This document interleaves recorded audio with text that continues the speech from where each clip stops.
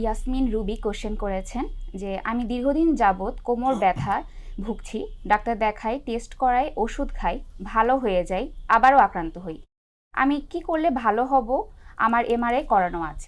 মঞ্জু রানী, যেটা আমি একটু আগে বলেছিলাম যে কোমর ব্যথা রোগীরা ব্যথার ওষুধ খেলে একটু কমবে, কিছুদিন পর আবার ব্যথা শুরু হয়ে যাবে, আবার ওষুধ খাবেন, কমবে, আস্তে আস্তে আস্তে ওষুধের পার্সেন্টেজ বাড়তে থাকবে। প্রথমে একটা ওষুধের কাজ হলে পরবর্তী 2টা 3টা 4টা দিন দিন বেড়েই যাবে। সো ওষুধ খেয়ে সময় নষ্ট না করে যেটা আপনাকে করতে হবে, রিহ্যাবিলিটেশন ট্রিটমেন্ট করতে হবে। কারণ আমাদের বুঝতে হবে যে কোমরে যদি ডিসপ্রোলাপস থাকে, যেমন কোনো হাড় যদি ফেটে যায় বা ভেঙে যায়, অবশ্যই সেটাকে প্লাস্টার করতে হবে। ঠিক তাই মেরুদণ্ডের ডিসপ্রোলাপস থাকে, আপনাকে মাসেলকে বিল্ড আপ করে ওই ফাটাটাকে রিপেয়ার করতে হবে। ফাটাটা রিপেয়ার করার জন্য 2টা সিস্টেম আছে।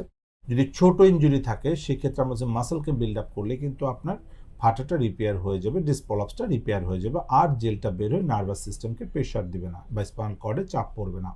আর যদি বেশি বড় ধরনের ইনজুরি থাকে সেক্ষেত্রে আমরা বলবো অবশ্যই বেড রেস্টে থেকে, যেটা অ্যাক্টিভ বেড রেস্ট, 3 থেকে 6 সপ্তাহ থেকে আপনাকে ট্রিটমেন্ট করতে হবে। তাহলে এটা পার্মানেন্ট সলিউশন হয়ে যাবে। না হলে বারবার ওষুধ খেয়ে খেয়ে খেয়ে একসময় আপনার কিডনি, লিভারে বিভিন্ন ধরনের প্রবলেম বা কমপ্লিকেশন দেখা দেবে। সো আপনি অবশ্যই একজন ফিজিওথেরাপি বিশেষজ্ঞের পরামর্শ নেবেন। প্রয়োজনে একটা ফিজিওথেরাপি হসপিটালে গিয়ে সেখানে প্রয়োজনে থেকে আপনাকে ট্রিটমেন্টটা করতে হবে। ধন্যবাদ আপনাকে। এসপি হাসপাতাল, আন্তর্জাতিক মানের পূর্ণাঙ্গ ব্যথা নিরাময় হাসপাতাল।